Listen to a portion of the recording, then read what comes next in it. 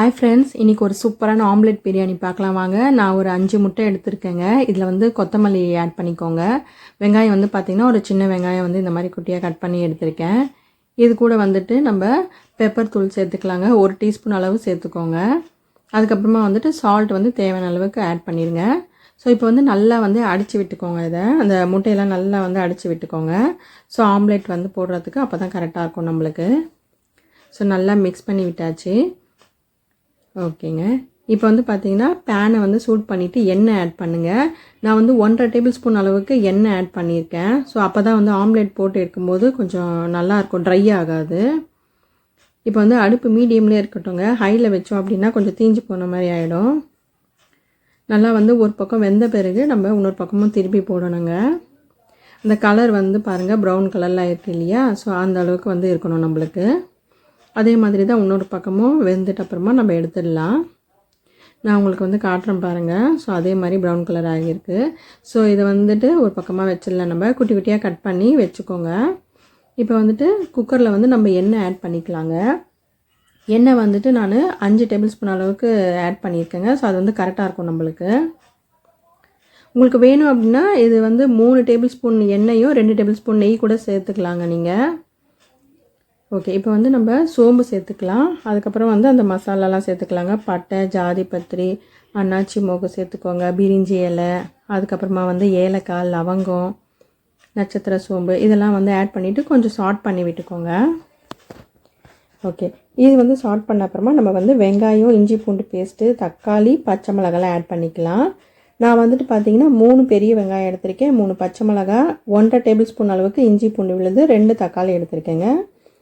இது எல்லாமே வந்து நல்லா சாட் பண்ணிக்கோங்க. நம்மளுக்கு வந்து அது சாஃப்டாக வரணும். நல்லா உப்பு ஆட் பண்ணிக்கோங்க, சீக்கிரமாக வதங்கிடும். நம்ம பிரியாணின்றதுனால இந்த மாதிரி நீல வாக்கெல்லாம் கட் பண்ணால் நல்லாயிருக்குங்க.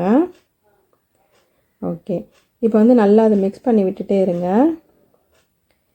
ஓகே. இப்போ பார்த்திங்கன்னா நம்ம கொத்தமல்லியும் புதினாவும் வந்துட்டு ஆட் பண்ணிக்கலாங்க. வாசனைக்கு ரொம்ப நல்லாயிருக்கும்.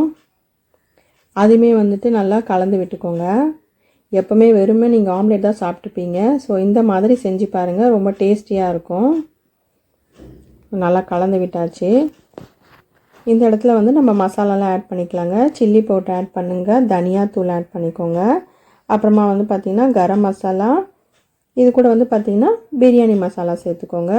இது வந்து பார்த்திங்கன்னா கேசரி ஃபுட் கலர் தாங்க. அதுவுமே வந்துட்டு நல்லா கலந்து விட்டுக்கோங்க. நம்மளுக்கு வந்து அந்த மசாலாவோடைய வந்து பச்சை வாசனைலாம் போகணும். தயிர் வந்து பார்த்திங்கன்னா நான் ஒரு 3 டேபிள் ஸ்பூன் அளவுக்கு ஆட் பண்ணியிருக்கேங்க.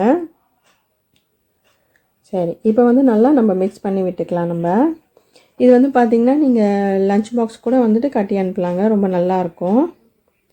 இப்போ அந்த பச்சை வாசனைலாம் போயிடுச்சு. நம்ம ரெடி பண்ணி வச்சுருக்க அந்த ஆம்லேட்டை வந்து இதில் ஆட் பண்ணிவிட்டு ஒரு மிக்ஸ் கொடுத்துருங்க. அப்போ தான் அந்த மசாலாலாம் அதில் வந்து பைண்ட் ஆகும். நான் வந்து இந்த மாதிரி குட்டியாக கட் பண்ணி வச்சுருக்கேன். உங்களுக்கு வேணும்னா கொஞ்சம் கூட நீங்கள் பெருசாக கட் பண்ணி எடுத்துக்கலாங்க. ஓகே. இப்போ நல்லா மிக்ஸ் பண்ணியாச்சு. நம்ம வந்து தண்ணி ஆட் பண்ணிக்கலாம். நான் வந்து பார்த்திங்கன்னா 2.25 அளவுக்கு வந்துட்டு தண்ணி எடுத்திருக்கேங்க. 1.25 அளவு வந்து பாஸ்மதி ரைஸ் எடுத்திருக்கேன். ஸோ அதனால் இந்த தண்ணி வந்து கரெக்டாக இருக்கும். நீங்கள் யூஸ் பண்ணுற பாஸ்மதி ரைஸ் எப்படின்னு பார்த்துட்டு அதுக்கேற்ற போல் கூட நீங்கள் அட்ஜஸ்ட் பண்ணிக்கலாங்க. ஸோ தண்ணி வந்து நல்லா கொதிச்சிச்சு பாருங்கள். இப்போ வந்து நம்ம ரைஸ் ஆட் பண்ணுறதுக்கு கரெக்டாக இருக்கும். இதை நல்லா கழுவிட்டு 1/2 மணி நேரம் ஊற வச்சு எடுத்திருக்கேன். அதை ஆட் பண்ணிவிடுங்க. ஓகே.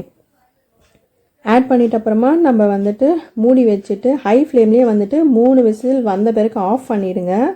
ஆஃப் பண்ணிட்ட பிறகு ப்ரெஷர்லாம் நல்லா போன பிறகு நீங்கள் திறந்து பாருங்கள், நல்லா சூப்பராக ரெடியாக இருக்கும்.